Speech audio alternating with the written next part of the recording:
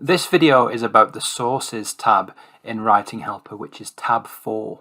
At this point in your project, you'll have entered basic information in Details, tab 1.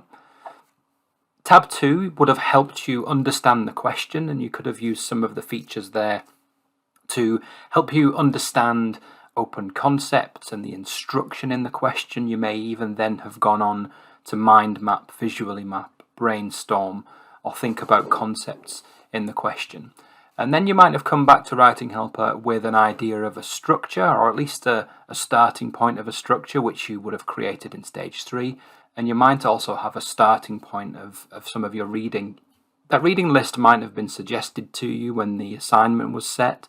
You might have found additional content as you've researched, and that reading list might not be complete yet. You might want to find more in the future. But I want to show you in this video just an overview of what the Sources tab is, and I'll just point out the different buttons and functions within it. Other videos after this will dive a little bit more deeply into some of the specific things that you can do here in Sources, so please do check out that content when it's up there. So what are we doing here in Sources? This is a PDF viewer. It's a very clever PDF viewer. We can open PDFs, of course, but we can also open images and Word documents and websites. We can open up all sorts of different types of document file types and have them all here as PDFs. So let me show you one of those. I'm going to click Open Local File, and I'm going to pick this document here, which I know is a PDF. It's called TT_0419. Not a very inspiring title, but that's the name of the file. When I click Open, a couple of things happen. You see TT0419 has appeared on the right hand side as part of our reading list, and the document is visible here in the central view area, and all of the buttons on the toolbar are now active, and we can do various things with these, and I just want to walk through them. Before I do that, I'm going to import one more document. This one here is called Kipling Pick. This is an image. I'm going to import that, and you can see here it says running OCR. OCR stands for optical character recognition, and I will do another short video on that following this one. But OCR basically converts inaccessible text into accessible text. So this file that I opened was an image. It had text in it, but that text couldn't be selected.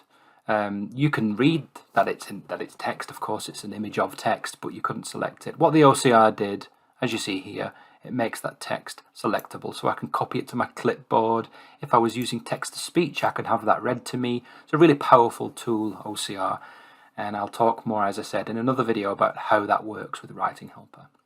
So we've brought two documents in here. We've brought in this PDF, which is already accessible, so it just opened very quickly. It's already accessible. We could have opened an inaccessible PDF. That would have been fine. It would have been converted. And we've opened up an inaccessible image, which has been turned into an accessible PDF. So two documents in our reading list. And there's no limit to how many you can have, no practical limit.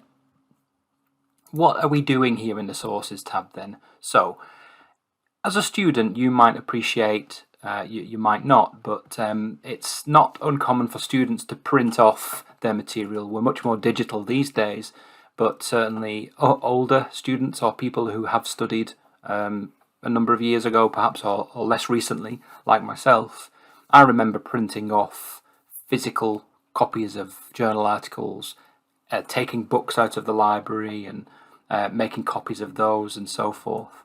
What I used to do is grab a handful of highlighter pens, and I could go through these printed documents and capture information. So anything that's good for my introduction, I might make blue. Anything that's good for my literature review, I might make green. Anything that I want to refer to in my discussion, I might make red, and so on. I would have a different highlighter pen for different sections of my writing. That's exactly what we do here with Writing Helper. If we just quickly look back at stage 3, the structure, we actually have a structure that we imported in a previous video. We've got a blue introduction, a green background, and a lighter green literature section, and so on. You can see there are 6 different sections here.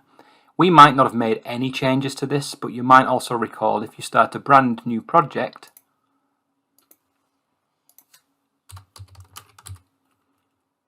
you get this default 6 colours anyway, so you don't need to actually create a structure before you go to sources, because you'll still have these 6 colours available to you. Let me open our project again and go back to sources. We've got our 2 reading list, 2 sources here that we've just imported, and if you use this drop down, you'll see those 6 colours match the 6 colours in our structure. And if we made changes to the structure, this list would change and everything would just update automatically, as you would expect. The eagle-eyed amongst you might notice a 7th colour at the top, and this is very deliberate. It will always be there. It's called unsorted. Now, I've already mentioned this a number of times. It's totally reasonable for you to not have your structure complete yet. You might have an outline, you might have some ideas, but you might not yet have really fleshed out the structure. And when you do your reading of a journal article like this, you might find some really compelling evidence or really good information that either supports or contradicts you. Either way, that might encourage you to add a new section or change your structure to reflect this new evidence that you've found. So the reading informs the structure informs the reading. I've already mentioned in other videos as well that it is expected, anticipated, it's designed into Writing Helper to allow you to do this, to jump back and forth. You're not forced to answer stage 2, then 3, then 4, then 5. You're very, very welcome and encouraged to go back and forth through the Writing Helper process as you work on different aspects of your writing. So I'm going to show you how these highlights work now. We've got these 7 colours, 6 for our actual sections and a 7th for our unsorted area. And all you need to do is capture or find the information you're looking for and select it and then highlight it. So there are 2 different ways to do this. If you don't have a reading impairment of any kind, or if your eyes are up to it, you're not fatigued, you're happy to read, you can read this yourself. The best way to do that is toggle on the highlighter with this button here, highlighter. And when you find some information you want, you can capture it. Just like that. Very easy. That's really good. Just capture it. And it's gone into our unsorted, and you can see on the right hand side it's this yellow colour, this post-it note yellow colour.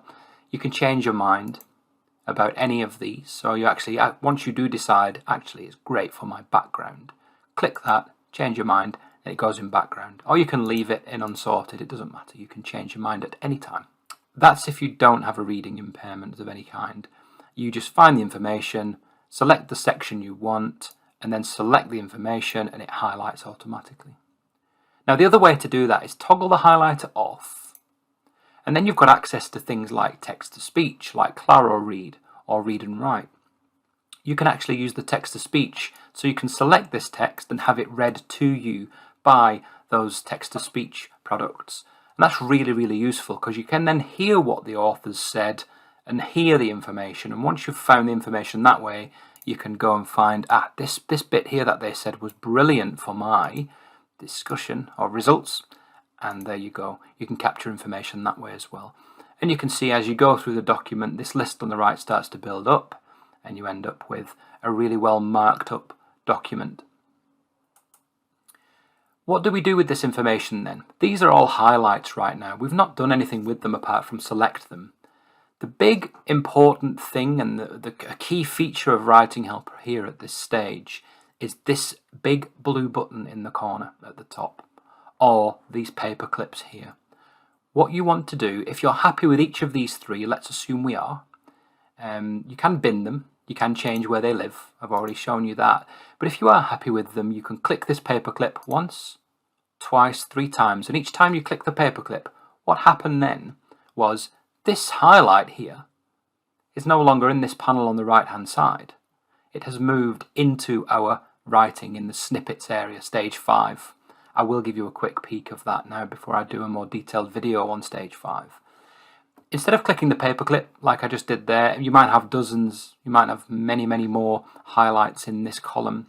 You can simply click the Move All Highlights button and it moves them into your essay. And I'm just going to jump forward into stage 5 for a moment and show you that. Actually, I'll show you stage 3 again first. Remember stage 3 as your structure? Stage 5 looks very familiar. Stage 5 is also your structure, but you'll also see snippets. Now, these pieces of evidence that we've just pulled in from our journal article are now slotted into our results section and into our introduction section. And also up here on the right hand side on the sorted snippets as well, you can find any other of those useful bits of information you've found that don't quite have a home yet. Once you have identified where to put them, that's very easy to do, and I'll show you that in another video where I overview the stage 5 snippets tab. But what I want to do now is go back to stage 4 and to sources on the right and show you we've got the 2 documents. You can bring in many more. I've mentioned websites, and Word documents can be opened as well. You can see the highlights if there are any in this panel, and the third panel is keywords. You can use Control F keyboard shortcut, or you can click on this tab to search for a word. Now if you look at this article and Control F and search for the word anxiety, I know this word appears in this document because I've used it before. Press enter and you can see the 2 instances of the word anxiety in this article. You can double click one and it's there. That's this here. And you can see the sentence. If you want to see the sentence before, you can click this plus. If you want to see the sentence after, you can click this plus on the right hand side. More context, more context, more context. Once you're happy with what you've captured, you can either select it like I've done there and hear it if you have the right text-to-speech product, like Claro Read. You can hear what that content is. If you're happy with it, you can then decide, I want it in my literature search. Click the paperclip, and there you go. You can see how that got highlighted in the document. And if we jump ahead to look at our literature, there's that content that we've just pulled in as well. So that's it for this video. I'm going to come back and do a few more deeper dives into a couple of features of the sources tab before I move on to the snippets tab.